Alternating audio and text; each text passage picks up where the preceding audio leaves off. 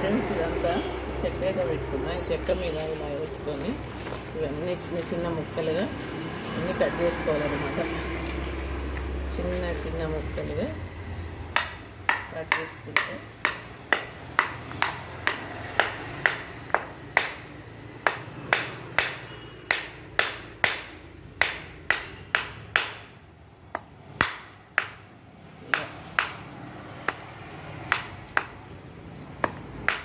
ఇలా చేసుకోవాలి. అన్ని చిన్న చిన్న ముక్కలు ఇలా చేసుకొని అన్నీ మనము చేసుకోవాలన్నమాట.